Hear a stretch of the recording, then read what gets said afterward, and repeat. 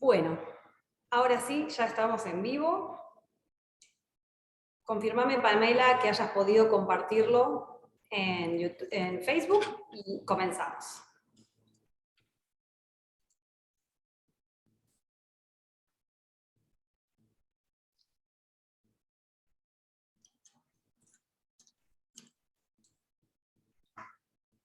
Bien, bueno, muy buenas tardes a todos y a todas. Bienvenidos a esta entrevista que tengo el honor de hacer hoy a Pamela Molina. Pamela Molina es una de las autoras de un capítulo del libro Inclusión versus Equidad, volumen 1, que tiene como título Repensar la marginación en América Latina. El capítulo de Pamela se llama ¿Debería ser normal la nueva normalidad? Inclusión, equidad y las personas con discapacidad. Pamela Molina es licenciada en Humanidades de la Universidad de Chile y máster en Ciencias de la Discapacidad y Desarrollo Humano de la Universidad de Illinois en Chicago, Estados Unidos. Participó directamente en la escritura de la Convención Internacional por los Derechos de las Personas con Discapacidad de Naciones Unidas y durante los últimos 7 años se desempeñó como especialista en discapacidad del Departamento de Inclusión Social de la Secretaría de Acceso a Derechos y Equidad en la Organización de los Estados Americanos, OEA. Lleva 12 años trabajando en el Sistema Interamericano de Derechos Humanos y a partir de enero del 2021 asumió como directora ejecutiva de la Federación Mundial de Personas Sordas. Buenas tardes, Pamela, bienvenida a esta conversación. Muchísimas gracias por tu tiempo y tu dedicación. Bueno, Lorena, muchas gracias por invitarme, también gracias por invitarme al proyecto del libro también. Tener la oportunidad de participar así ha sido una gran experiencia para mí. Bueno, tenemos el libro, tenemos el primer capítulo, que es el capítulo de Pamela, y la primera línea, la primera oración de este libro dice: si bien nuestra región no es la más pobre del mundo, lo cierto es que es la más desigual.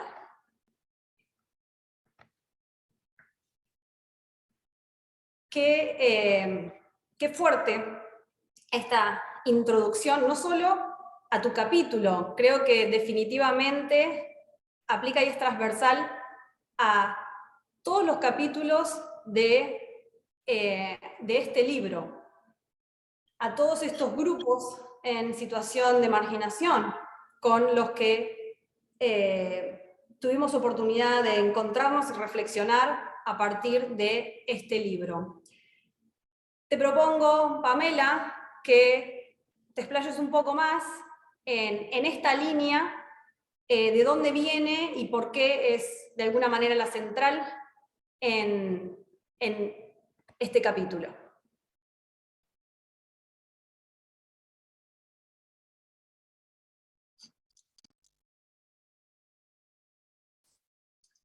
No, perdón, pero mi conexión está pésima.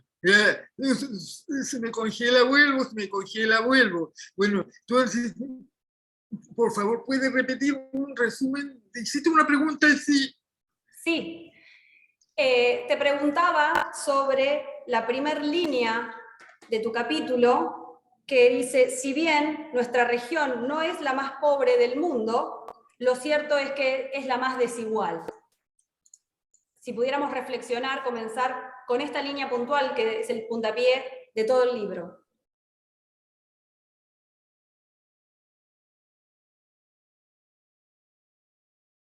Bueno, en realidad, a ver, ya, esperemos que el internet me ayude. Ya, bueno, fundamentalmente, ya, esta de muchas fuentes demuestran ya, que América Latina es la región más del mundo. Entonces, no es la región más pobre, pero sí la más desigual. Y de hecho, el año pasado ya funcionarios de Oxfam, relacionados también con los efectos de la pandemia, han vuelto a insistir en que la América Latina sigue siendo, y ahora con la pandemia, profundizaría aún más la desigualdad. Y esa desigualdad se da en muchos ámbitos. Uno de ellos, por ejemplo, la distribución de ingresos. La distribución de ingresos es desigual dentro de la región. Por otro lado, también tenemos ya que hay muy pocas personas muy millonarias que en bien poco tiempo, a raíz de la pandemia, les afectó su economía así, pero en muy poco tiempo la recuperaron. Mientras tanto, nosotros, las demás personas de la región, vamos a pasar décadas tratando de recuperarnos del impacto económico que la pandemia ha tenido en la región. Entonces tenemos también que esos pocos más ricos dentro de la región pagan menos impuestos. Entonces seguimos teniendo, digamos, ya todo un sistema de desigualdad en la región, agravado, profundizado con la pandemia, que impacta sobre todo a los colectivos en situación histórica de vulneración.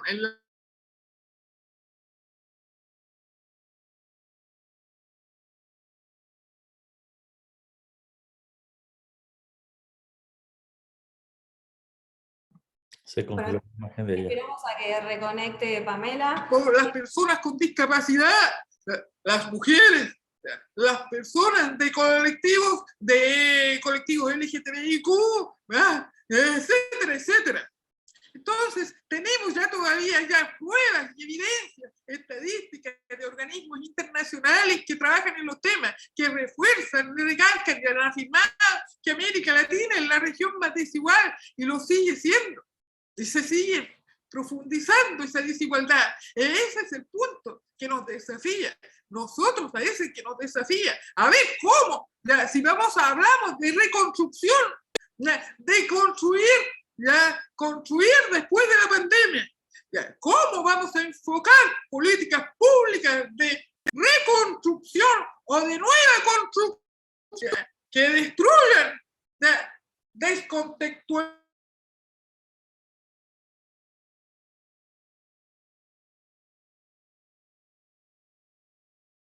Se volvió a congelar la imagen.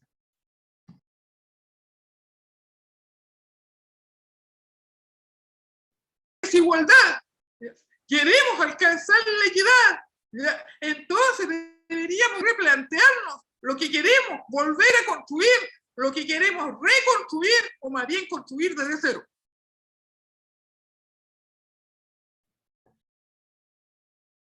Y por eso el título del capítulo número 1 de este libro se llama Debería ser normal, la nueva normalidad.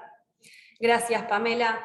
A todas las personas que se están conectando, sepan que también pueden hacer sus preguntas, pueden levantar la mano, pueden compartirlas a través del chat y también a través de Facebook, que estamos saliendo en vivo. Pamela, en el lanzamiento del libro, el 10 de diciembre del año pasado, hablaste de la normalidad como cárcel. Decías que la normalidad para las personas con discapacidad es una camisa de fuerza. Y también muchas veces está asociado a las personas con discapacidad la idea de la rehabilitación, ¿no? Te pregunto, ¿cuál es la relación entre normalidad y capitalismo en esto de ser rehabilitado, hábil para el capitalismo? Me gustaría que conversemos un poco sobre esto.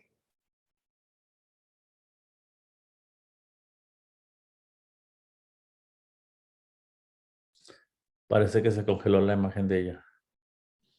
Bueno, esperamos un momento. Ahí estoy. Sigo admitiendo a más personas. Muchas gracias a quienes están sumando. Gracias a quienes están ahí. Ahora, Pamela.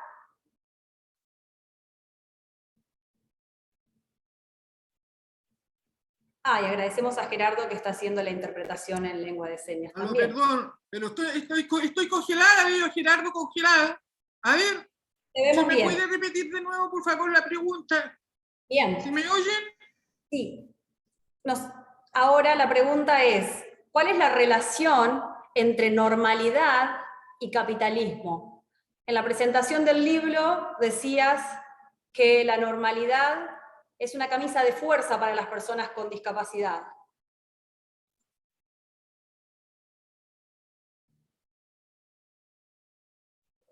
A ver, ya, a ver, perdón, pero no congeló Gerardo, no lo veo. Entonces, Gerardo, ¿te puedes conectar por WhatsApp para poder verte?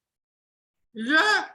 Ok, porque si no pierdo, no sé cuál es la pregunta. No sé cuál es la pregunta. ¿Me dan un minuto para ir por mi teléfono? Sin problema, claro que sí. Está Sei por ahí, que nos estaba proponiendo agregarle los subtítulos. Los subtítulos y mandarle la pregunta, a ver si así entre todos esos días. Pero Perfecto. mientras tanto por el teléfono. Bien.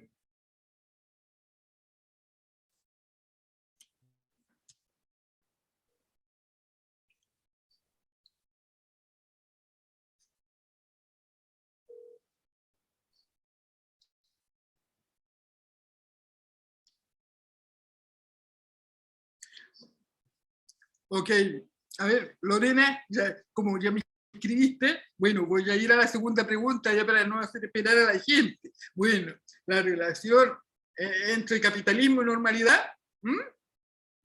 Bueno, ya, fundamentalmente,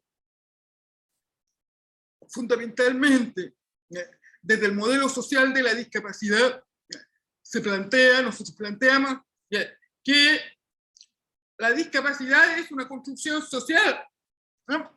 Es una construcción social, político-ideológica, transmitida de generación en generación, ya, por las instituciones, tanto políticas, educativas, religiosas y culturales, ¿ya? Y que nosotros asumimos como verdades indiscutibles. Entonces, desde ese punto de vista, si consideramos la discapacidad no como patología de una persona, ¿ya? No como características individuales de las personas, no como el diagnóstico de una persona, sino como una construcción social, ¿ya? Y que se mantiene sistemáticamente de manera estructural para reproducir privilegios y opresiones o posiciones subyugadas para ciertas personas que osamos tener cuerpos divergentes, cuerpos disidentes, o osamos mostrar una diversidad conceptualmente no permitida sobre la base de una arbitraria idea de que lo válido del ser humano es la homogenización, la univocidad, homogenización, una sola manera de verse y de interpretarse. Entonces, en el fondo, la normalidad actúa como enrejado, sin una camisa de fuerza sobre nuestra real manera de ser y de funcionar dentro del mundo que es diversa, a esa conceptualización arbitraria de lo que debería de ser un ser humano, o sea, valioso, que es la normalidad. La normalidad es una construcción social que la discapacidad, igual que el concepto de género, igual que el concepto de raza, igual que todas esas lógicas discriminadoras, excluyentes, para mantener en posiciones subyugadas a cuerpos, colores de piel y maneras de funcionar o maneras de expresarse, maneras de expresar la sexualidad incluso o la identidad de género que son diversas. Al poder, a las que las instituciones reproducen como poder. Ahora, ¿por qué entonces relaciono normalidad con capitalismo? Porque de hecho, mucho de esa visión subvalorativa de las personas con discapacidad está relacionada con los sistemas de producción y con el surgimiento del capitalismo en nuestras sociedades, porque de hecho la valoración de las personas con discapacidad como no productivas, como por nuestros cuerpos divergentes, nosotras, las personas con discapacidad, somos vistas como no productivas dentro de un sistema económico y político que valora al ser humano por su capacidad de producción, por su utilidad, por su capacidad de contribuir al mercado. Entonces, lo cierto es que nosotros, las personas, en general, todos los seres humanos, el tema del sistema mercantil, somos valorados no por lo que somos, sino por lo que hacemos. Por lo que hacemos. Cuando a ti te preguntan ¿quién eres tú? ¿Cómo te presentas tú? Tú no te presentas. Bueno, por ejemplo, yo no me presento. Hola, soy Pamela Molina, me encanta la comida típica de Chile y me gusta bailar salsa. No, yo digo, soy Pamela Molina, que soy ahora la directora ejecutiva de la Federación Mundial de Surf. Yo trabajé en tal parte y hice tal cosa. Y cuando tú preguntas a otra persona, soy abogada, soy doctora, yo soy secretaria del sistema judicial de la nación, por ejemplo, dices lo que haces, no dices lo que eres. Entonces, no dices quién eres tú. Entonces, las personas con discapacidad, de esa estructura de mercado, donde se valora al ser humano por lo que hace, por la manera de ser útil para el mercado, para la economía, desvalorizamos a las personas, simplemente son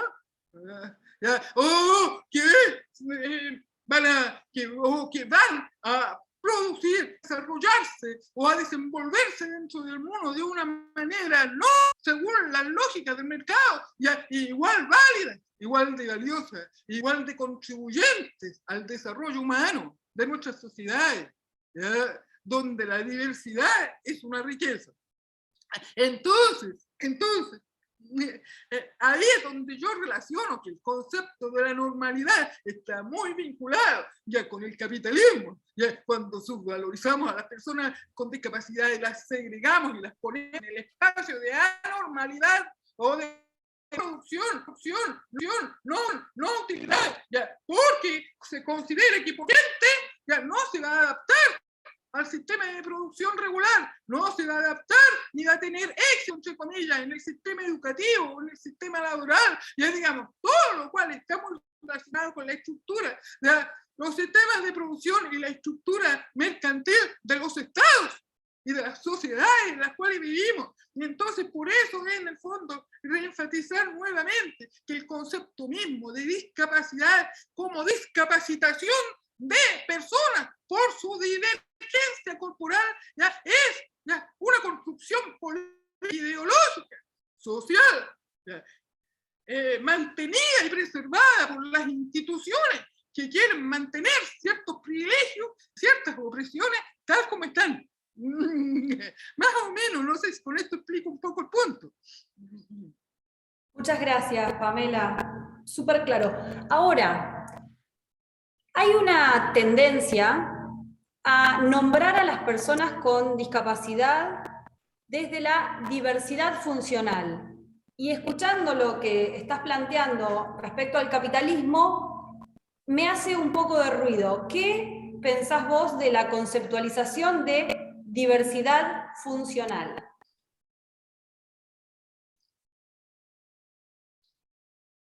Mira, en el fondo, o sea, digamos, el problema de fondo aquí en este punto es que en general las personas con discapacidad, el movimiento global de personas con discapacidad no se sienten tampoco tan cómodas con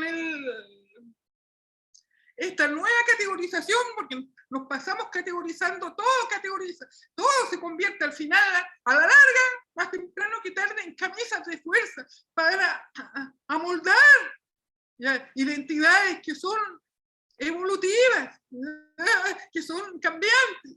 El ser humano es diverso, es diversidad, y evolución, cambio, la realidad es cambio. Bueno, entonces, el concepto de personas con discapacidad no representa a todas las personas con discapacidad. No se sienten tan con el término, porque de alguna manera la Convención de Naciones Unidas, aunque es lo mejor que tenemos en cuanto a tratado de derechos humanos, que garantiza nuestros derechos, es lo mejor que tenemos. Y es lo mejor que tenemos porque las personas con discapacidad estuvimos ahí peleando el punto codo a codo con los gobiernos, y los gobierno, ya tuvieron la honestidad de reconocer que no sabían sobre el tema y de escucharnos. Pero sí, aún así, como es un proceso de negociación, y toda la convención también surge de todo un largo proceso de años de negociación entre personas que vienen con bagajes ideológicos, culturales, políticos diferentes. La convención todavía tiene un remanente del paradigma médico. La misma definición todavía tiene ese remanente de paradigma médico, lo tiene. Esa parte no se pudo, digamos, superar. Entonces hay personas, por ejemplo, del movimiento de personas con discapacidad, que se sienten más cómodas de decir personas en situación de discapacidad. ¿Por qué situación? Situación pone en contexto el hecho de que la discapacidad está relacionada con el contexto sociopolítico o ideológico de un momento que discapacita. La divergencia corporal. No, más que decir persona con discapacidad. De todas maneras, hay otros movimientos que dicen, bueno, simplemente primero persona. Hay otros colectivos que se sienten cómodos con cierta identificación. Por ejemplo, los colectivos de personas sordas preferimos que nos digan personas sordas y no personas con discapacidad auditiva, y mucho menos personas con impedimento auditivo, mucho menos, pero en general personas sordas, es decir, como identidad asumida, orgullosamente asumida. Hay personas ciegas que también prefieren que te digan personas ciegas y no personas con discapacidad visual. Entonces tenemos una serie de discusiones y dentro de eso surgió la propuesta de personas con diversidad funcional. Entonces, esa también es otra propuesta. No le agrada a todas las personas tampoco. Esa denominación en realidad es parte de un debate sin resolución todavía. Porque hasta hoy en día todavía las palabras siguen sin realmente representar la realidad de carne y hueso que experimentamos en estas estructuras de exclusión, las personas con discapacidad. Entonces, cuando decimos persona con, digamos, con diversidad funcional, lo que se quiere apuntar es el hecho, claro, de que en cada colectivo tiene, por ejemplo, diversas lógicas de estar en la sociedad, lógicas de movimiento, lógicas de visibilidad, lógicas de percepción sensorial, lógicas de razonamiento, de comprensión diferentes. Entonces, esas diferentes lógicas, algunos han enfocado como funcionalidad, pero también es cierto que la parte de funcionalidad está ligada otra vez al sistema de mercado. Otra vez al sistema de mercado. ¿Desde dónde sale justamente la desvalorización? La desvalorización social, política y cultural de las personas con discapacidad. Entonces, es cuestionable. En realidad, todos estos conceptos que han surgido siguen siendo cuestionables. Por eso es bueno tener este tipo de debates, e incluso también este tipo de lecturas, que permitan también siempre estarnos vigilando a nosotros por los conceptos que usamos, porque cada concepto igual responde a un momento histórico, cultural, económico, político determinado, del cual no podemos salir. Nosotros somos misma parte de los mismos discursos. Entonces, tenemos que ser vigilantes y ser capaces de debatir y criticar cada concepto, el nuevo y el antiguo. Todos los nuevos, al final, todos coexisten, dependiendo de cuál sistema social y político y económico estamos. De acuerdo, pensar críticamente en todos esos conceptos que utilizamos a diario. En el año 2019, Pamela y yo estábamos participando en el Women Economic Forum en Argentina. Tuve la suerte de participar en un panel donde Pamela era oradora, y justamente haciendo una pregunta, un comentario, yo hablo de la persona del marginal. Y Pamela me dice, no es marginal, es marginado. Y justo eso fue el puntapié y lo que hizo que reflexionara y lo que hizo que este primer volumen de inclusión versus equidad sea repensar la marginación en América Latina. Fue el tirón de orejas de Pamela respecto a eso. No es lo mismo ser marginal que ser marginado, ¿no? De nuevo, hay una diferencia, una desigualdad de poder que genera esa posición. Pamela, si quisieras profundizar en esto, y te agradezco, a pesar de que me retaste, creo que aprendí que es importante, digo, y eso fue lo que motivó empezar a hacernos cargo y darnos cuenta de que los conceptos tienen peso y que no es lo mismo hablar de marginal que hablar de marginado. Gracias, Lorena, la verdad no me acordaba que en algún momento te regañé o te reté, como decimos en Chile. Bueno, en realidad el punto es tal como tú planteas, no, esa característica de vulnerabilidad, que le atribuimos como característica a las personas. Hablamos de los colectivos en situación de vulnerabilidad en políticas públicas, ahora se está usando mucho en situación de vulnerabilidad. Entonces también, bueno, en general, los grupos vulnerables, la persona vulnerable. Entonces, cuando ahí esa palabra, esa supuesta debilidad, incluida, por ejemplo, la marginalidad, atribuida como característica del individuo, de la persona. Entonces, ahí otra vez estamos poniendo como la responsabilidad de una situación estructural de exclusión a la persona, a quien llamamos marginal. Entonces, atribuimos eso como si fuera una característica de la persona, incluso también como si fuera una característica de un colectivo.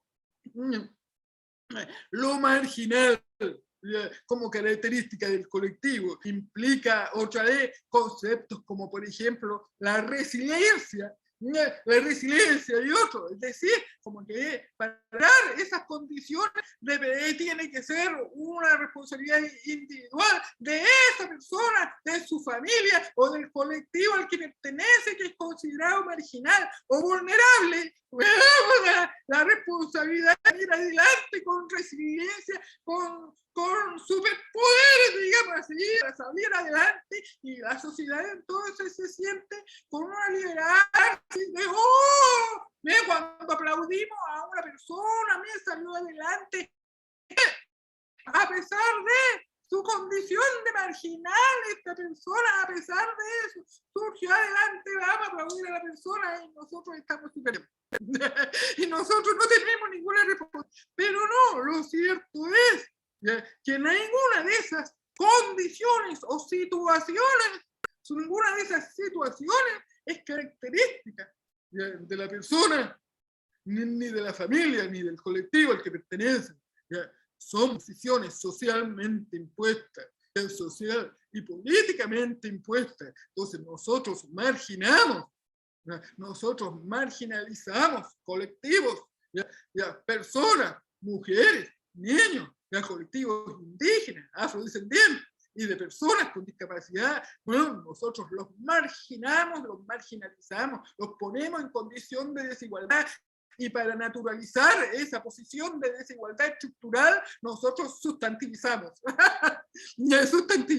Lo mismo pasa entonces con la vulnerabilidad, porque lo cierto es que nosotros vulneramos, igual como nosotros discapacitamos, nosotros racializamos personas. No son características de la persona, no. Es un sistema que discapacita, que margina, que vulnera, solo por reales o percibidas diversidades o divergencias que se consideran arbitrariamente como de valor.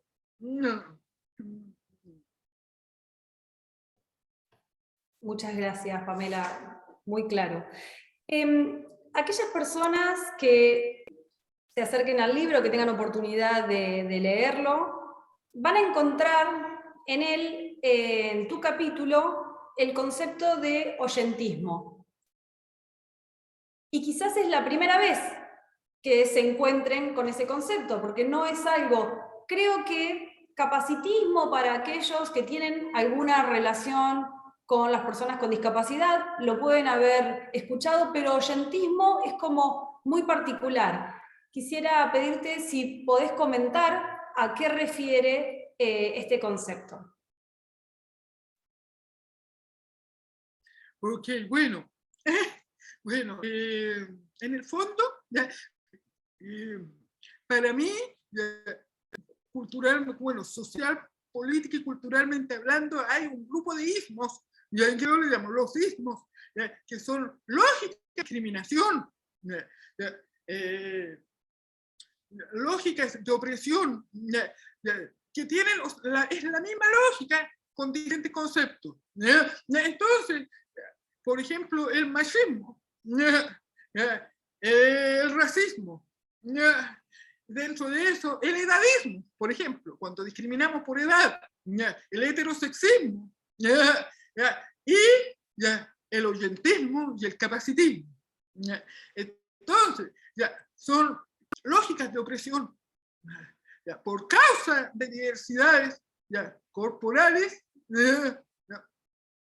divergencias corporales, biopsicosociales, reales o percibidas, que se consideran como de valor. Entonces, el capacitismo, como se sabe, ¿cierto?, es la opresión de personas con discapacidad por parte de personas sin discapacidad que las consideran como discapacidad. El oyentismo es la opresión de las personas sordas por parte de personas oyentes, o de personas que oyen más, o personas que piensan como oyentes,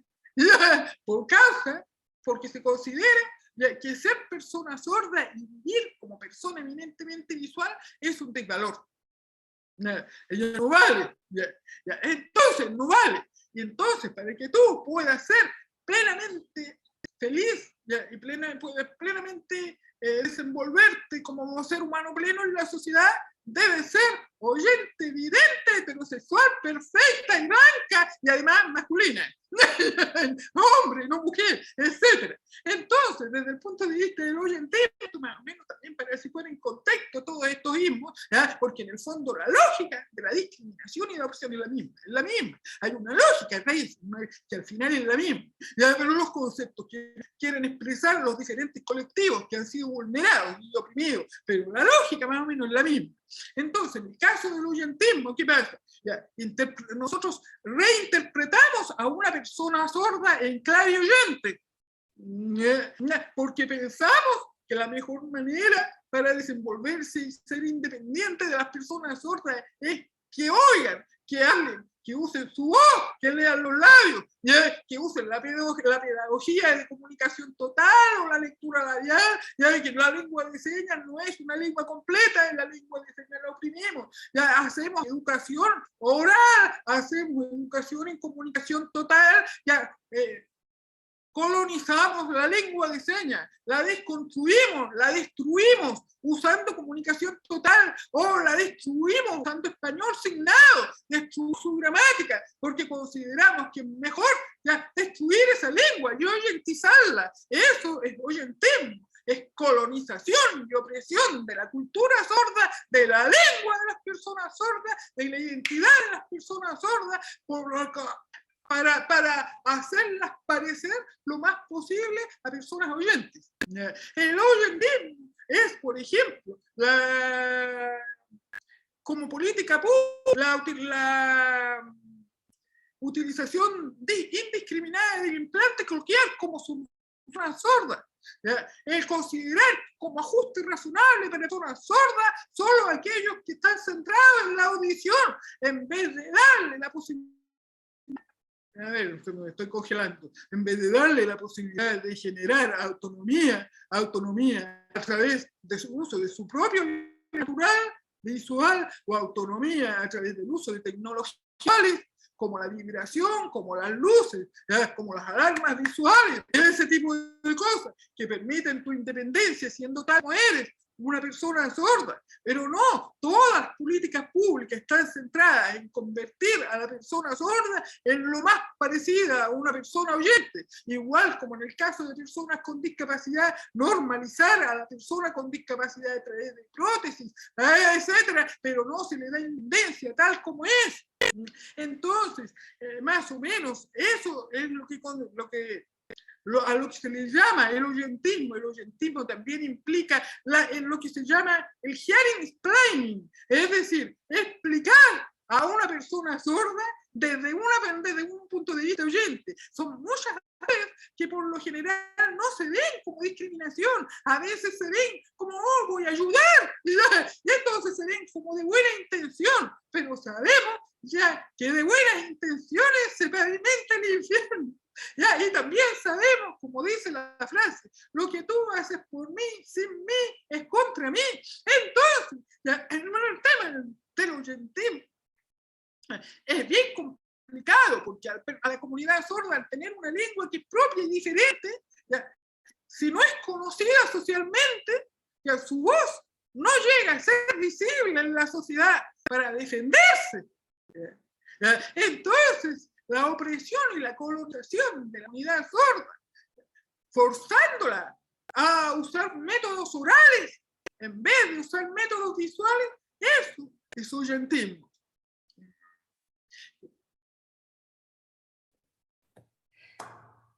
Bien, el hearing planning es otro de los conceptos que también aparecen en el libro y que personalmente era la primera vez que me acercaba a él.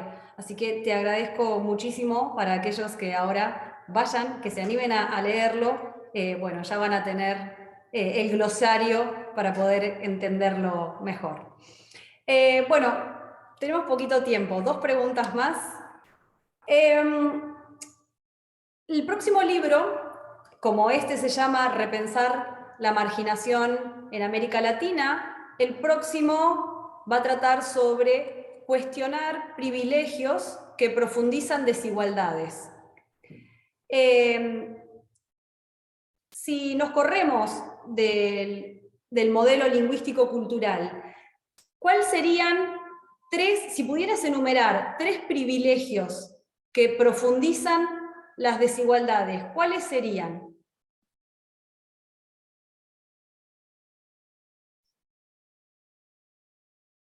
Bueno, no está fácil esta pregunta tuya. Encima la última pregunta. No, queda una más. La verdad, desde el momento en que existe el privilegio, va a existir la desigualdad. Claro, porque para que exista un privilegio tenemos que mantener en posición desigual a ciertos colectivos. Entonces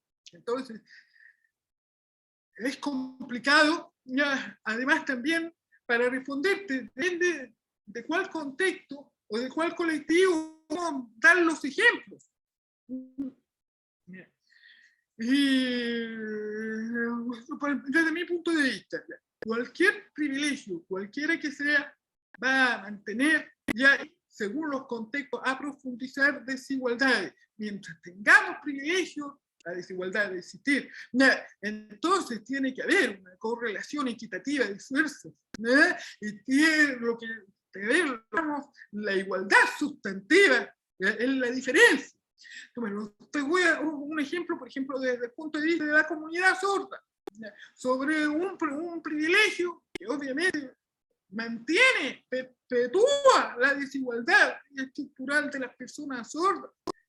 Obviamente es el tema de la lengua. Tú me dices, puede ser el modelo lingüístico cultural, pero no puedo dejar de mencionarlo. Entonces, el tema de la lengua, como desde el punto de vista oyente, lo primero que se hace con la comunidad de sordos para mantener y que mantiene la posición de desigualdad a lo largo de todo el ciclo de vida, es lo que se llama la privación del lenguaje. La privación del lenguaje, es decir, nosotros damos por sentado como un derecho garantizado que a todos nosotros, todas y todos nosotros, como garantizar el derecho de exponernos y acceder a nuestra lengua materna a la edad de 0. A la edad de 0, cuando nacemos, somos bebés. Yo también fui expuesta a la lengua de la mayoría, a la lengua oral, a mi edad de 0, porque yo nací oyente. Entonces, ya todos damos por garantizado, tenemos ese derecho de acceso a nuestra lengua materna desde la edad 0 a la edad 5. La ventana de adquisición de lenguaje es fundamental para cualquier ser humano. Es de 0 a 5 años. Entonces, nosotros, bebés, ya aprendemos el lenguaje de manera natural, simplemente escuchando a nuestros padres, ¿ya? Y ahí vamos adquiriendo esa lengua, que es esencial para cualquier desarrollo posterior. Lo que hacemos con las personas sordas, las privamos de ese acceso a la lengua, a su lengua natural, en la edad 0. Porque cuando la familia llega y le dan el diagnóstico, lo primero que se dice es: llévela para que le pongan el implante, o llévela a la terapia oral, llévela para allá. No le dicen: lleva usted, vaya usted, mamá, papá, vaya inmediatamente a aprender lengua de señas. No le dicen eso, no le dicen: vaya, póngale el implante, hágale terapia. Y mientras todo eso pasa, la infancia sorda ya cumplió los 5 años. Cuando llega el que no tiene lenguaje, si cada uno de nosotros no aprendemos, no tenemos exposición a nuestra primera lengua, cuando somos bebés de 0 a 5, nosotros no tendríamos la habilidad para aprender cualquier otro lenguaje. Si tú no tienes tu primera lengua, no puedes aprender tu segunda, tercera lengua, no. Entonces nosotros hemos privado del lenguaje a generaciones de personas sordas, generaciones. Y ahí esa brecha estructural, cuando tú entras al colegio y llegas sin lenguaje a un colegio que más encima no está preparado para enseñarte en tu propia lengua, la brecha huye, se acentúa, y a medida que van pasando los años la brecha sigue acentuándose, porque sin el lenguaje tampoco entras a trabajar, no tienes posibilidad de educación superior, y así sucesivamente a lo largo de toda la vida. ¿Y qué hace la sociedad? Culpa a la persona sorda por la falla. Dice: la persona sorda no puede, no, es la privación del lenguaje en la edad 0 a 5 años lo que ha generado la brecha del lenguaje, que nunca se va a poder recuperar. Entonces ahí yo te doy un ejemplo de un privilegio garantizado por sentado, como es la exposición a nuestra lengua natural a la edad 0, ya es por algo que quedamos por garantizado, y que le privamos a otra persona, simplemente porque pensamos ya que nosotros creemos que tenemos el derecho de decidir por la persona lo que es mejor para ella. Entonces sería fundamental que las familias aprendieran la lengua de señas apenas se diagnostica. Que con una niño simplemente es persona sorda, para la familia, y la lengua de señas debería estar en el currículo escolar de todos los niveles educativos. De esa manera, entonces nosotros podríamos hablar ya de una declaración de oportunidades, y además le daríamos oportunidades a otras personas de adquirir más habilidades lingüísticas, en una lengua completamente diferente. Entonces ahí te doy un ejemplo ya de un privilegio que mantiene en situación de desigualdad a lo largo de toda la vida. Ahora, pero otra cosa también, bueno, obviamente, a pesar de que todo a lo largo de la historia decimos que hemos superado ciertas cosas. Por ejemplo, ya no son hace mucho, ya que bueno, o sea, las mujeres ya están conquistando espacio, ahora las mujeres trabajan, ahora las mujeres tienen puestos de poder, todo eso, sí, pero no podemos decir que la desigualdad, ya hombre y mujer, se ha superado. ¿Por qué no? ¿Por qué no? Simplemente no. Y tener evidencia para demostrarlo. Entonces, ahí yo voy a decir otro tema también ya es fundamental.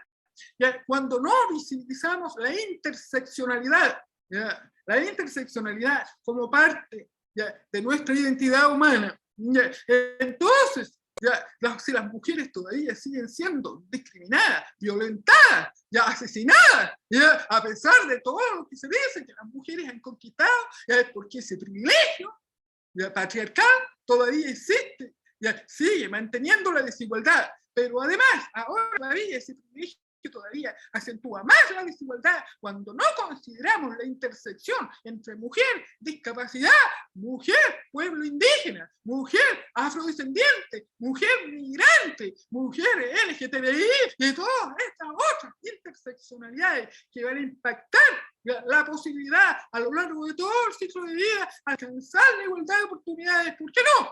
No se va a conseguir, seguimos peleando todos los días por eso, no se va a conseguir. Entonces ahí más o menos ya también va otro ejemplo sobre cómo,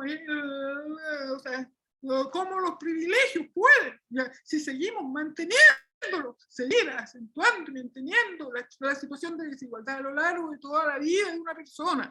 Y ahora voy a mencionar otro que también es muy poco visible, finalmente uno es muy poco visible, que tiene que ver, bueno, a lo mejor dos, muy poco, porque no lo vemos, no lo relacionamos. ¿Ya? Uno, la posibilidad de, por ejemplo, tener acceso al inglés. El inglés como su privilegio, se me estoy congelando. El inglés como su privilegio. ¿Ya? A través de eso podemos tener a muchas oportunidades de conocimiento crítico, ¿ya? Que se han desarrollado en otros espacios y que muchas personas que no tienen acceso no van a tener. ¿Ya? Entonces, por ejemplo, la misma Convención de Naciones Unidas, ¿ya? Los que tuvimos la suerte de poder ir para allá a defender derechos, ¿ya? Fue porque tuvimos también la suerte de saber inglés o tener a alguien ahí que nos ayudara con la traducción. De otra manera, no hubiéramos podido participar en los debates, no hubiéramos podido, simplemente no se hubiera podido. América Latina en esa parte tiene un gap bien grande, ya es una de las regiones donde menos se sabe inglés. Entonces, donde menos se sabe inglés y mucho más las personas con discapacidad, mucho menos saben, ya no tienen acceso a esa oportunidad. Si no tienen acceso, tenemos menos espacio donde podemos llegar con nuestra voz a pelear derechos para el sur. Entonces, más o menos eso. Lo otro, la religión. La religión. Bueno, si tenemos la religión mayoritaria, tenemos más privilegios.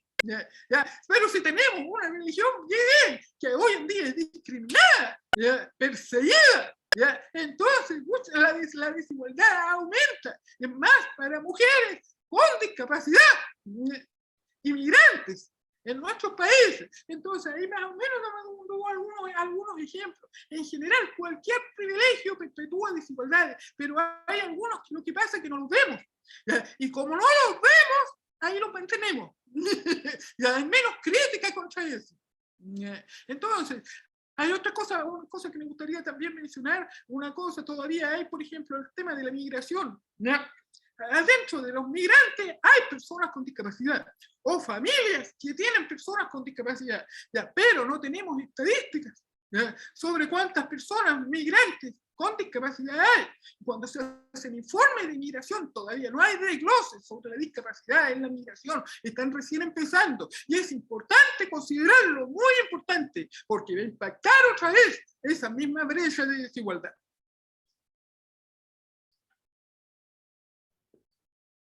Muchas gracias.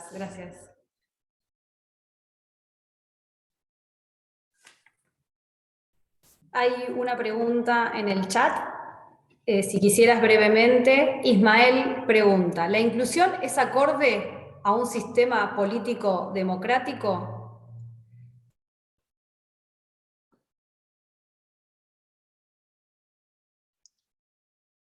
Bueno, voy a decir una cosa sobre la inclusión. Buena pregunta. Sobre que ahí, como también dice en el capítulo, en realidad la inclusión no es una política. La inclusión no es una metodología. La inclusión debería ser el principio que guía a toda política. Entonces, ¿qué pasa? Que hoy en día en realidad lo estamos viendo más como políticas segregadas. Por eso en el capítulo que yo escribí puse inclusión marca registrada. Como otra manifestación más también del mismo sistema capitalista. Pero bueno, fundamentalmente, por ejemplo, ahora inclusión lo usamos, justamente, el lenguaje inclusivo. Igual yo lo considero importante, yo estoy a favor del lenguaje inclusivo, pero obviamente eso no es lo único. Entonces, tenemos que considerar restaurar restaurantes inclusivos, estamos considerando, bueno, espacios inclusivos, y con eso se hace campaña sobre la inclusión, pero la inclusión es un principio ético, conceptual, que debería transversalmente ser aplicado a la política pública, no una política solamente. Entonces tampoco poner la inclusión como dependiente del sistema económico, el sistema político que venga. Debería ser el principio que guía cualquier política pública en cualquier sistema. Ahora, hablamos de inclusión porque hay desigualdad. Porque hay desigualdad. ¿Ya? Tal como Lorena mencionó también en el mismo libro, ¿cierto? ¿Ya? Muchas veces hablamos de inclusión para decir a alguien que está dentro y a alguien que está afuera. O inclusión como el acto de que yo voy a meter a una persona acá adentro, donde yo estoy. Y a veces parece como un gesto de favor o caridad, donde yo me voy a sentir bien porque yo he decidido desde el poder, que voy a incluir a alguien en el círculo. Pero eso tampoco es lo que nosotros hemos querido apuntar cuando hablamos de inclusión. En el fondo, nosotros lo que queremos es igualdad sustantiva. Entonces, la igualdad sustantiva como derecho humano. Entonces, ahí, como derecho humano, tenemos que pensar, por ejemplo, colectivos de personas con discapacidad son sujetos políticos y sociales, con derecho a participación y opinión en todos los temas, no solamente en el tema de salud, y no solamente en el tema de, comillas, discapacidad, en todos los temas. Entonces, en el fondo, yo preferiría hablar de igualdad sustantiva en el contexto de nuestros derechos humanos, como ciudadanas, como personas que somos ciudadanas en cualquier sistema político.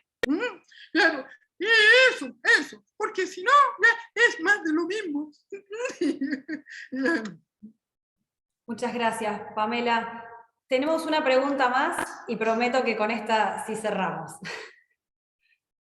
Bueno, ahí tenemos un comentario y una pregunta, pero vamos con la pregunta. La pregunta dice, ¿cómo debemos promover los conocimientos y habilidades para la inclusión? Entiendo estos como la adquisición de habilidades, como la lectura de labios y la adquisición del español sin caer en el oyentismo.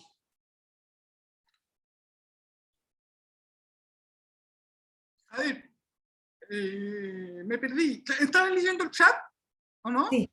Sí, yo también. Estaba leyendo el chat, sí. Bueno, este tema es bien complicado.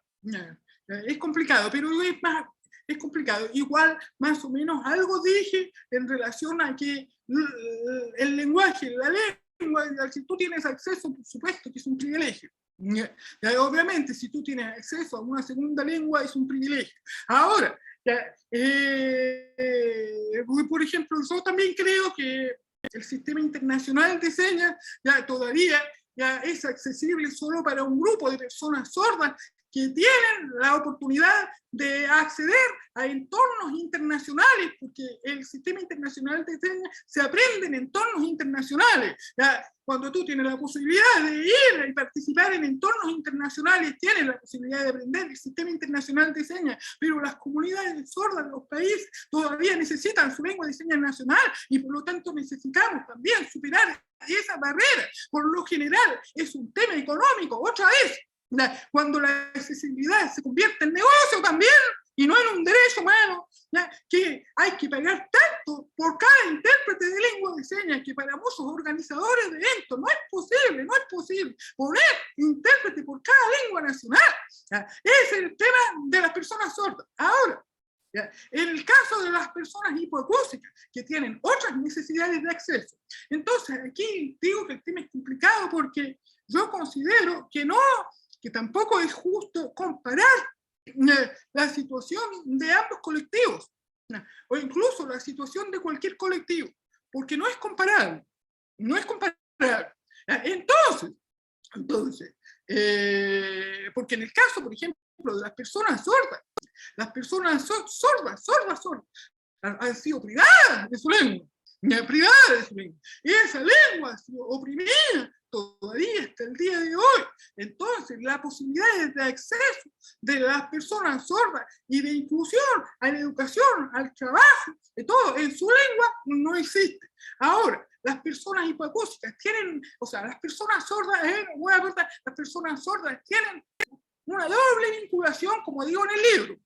Entonces, desde el punto de vista del derecho individual, también tienen derecho de acceso a diferentes eventos, información, etcétera, en la lengua de señas. La lengua de señas de su país, la lengua de señas. Entonces, ese derecho de acceso individual, pero al mismo tiempo ellos tienen derechos colectivos como comunidad lingüístico-cultural diferente, igual como las comunidades indígenas, como las comunidades afrodescendientes, a preservar su lengua y su cultura. Ese derecho colectivo no está cubierto por ningún tratado hoy en día, y es una cosa que estamos peleando, por ejemplo, en Chile, para poner en la Constitución, en la nueva Constitución, el proceso constituyente de Chile. Entonces, por ese lado ahí tenemos una doble marginación de la comunidad sorda. Las personas hipoacústicas tienen la posibilidad de acceder a la lengua oral, a la lengua oral de la mayoría.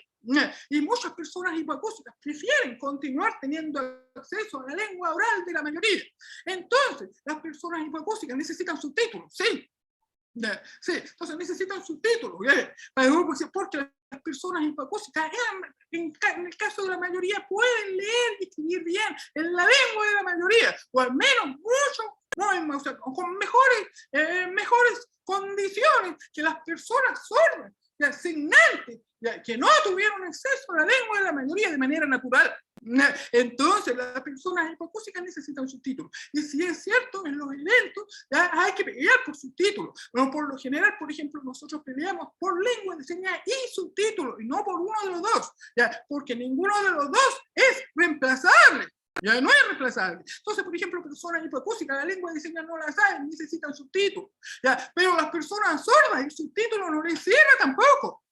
Porque muchas no han tenido acceso a la lengua de la mayoritaria, al nivel que se debería, porque no han tenido acceso a una educación de calidad en su propia lengua. La brecha de la cual hablé. Entonces, las personas sordas igual no pueden reemplazar el subtítulo por la lengua de señas. No estoy hablando de mi caso, porque mi caso es diferente, son las oyentes. ¿Ok? Entonces, hay que considerar que cada colectivo tiene sus propias necesidades diferenciales de acceso y sus propias demandas de acceso, pero no comparar la demanda con la demanda, porque la situación de discriminación y opresión siempre va a ser diferente. Por eso yo también siempre digo, no me comparen a mí con otras comunidades sordas, prelocutivas, asignantes, 100% natural, no me comparen tampoco, porque la situación de discriminación y opresión es diferente. Yo experimento discriminación y opresión, pero no es la misma que experimenta mi compañero sordo, prelocutivo. Entonces lo mismo con los hipoacústicos. Ahora, otra cosa también, por lo general en instancias internacionales es más fácil que pongan subtítulos, que pongan intérpretes. Por lo general, es más fácil, por una cuestión, otra vez, de que la accesibilidad se convierte en un negocio, y los intérpretes son más caros que los subtítulos, muchas veces pasa eso. Y además, porque también ahora la tecnología permite subtítulos automáticos, pero intérpretes automáticos no hay. Entonces, más o menos ese es mi comentario con respecto a ese tema. Es complicado, hay que seguirlo discutiendo, pero lo importante, ¿sabes qué? Es que nos unamos en nuestras demandas, no nos comparemos, nos unamos en nuestras demandas. Es importante tener la empatía necesaria para entender por qué la demanda del otro es legítima. También, y cómo yo me uno a las demandas de todos. Muchísimas gracias Pamela por este encuentro. Gracias a Sei, que desde Bolivia nos está apoyando con los subtítulos, a Gerardo, que nos está acompañando como intérprete hoy, a todos los que se conectaron, amigos desde México veo ahí, bueno, de aquí de Argentina, gracias de verdad. A quienes quieran el libro, sepan que es de distribución gratuita, lo pueden pedir a través de la plataforma de Serial, de la editorial, y también se los podemos hacer llegar en PDF y en versión digital. Pamela, un abrazo fuerte hasta Washington. Muchísimas gracias. Gracias a todos por estar ahí y a quienes nos acompañaron desde Facebook también.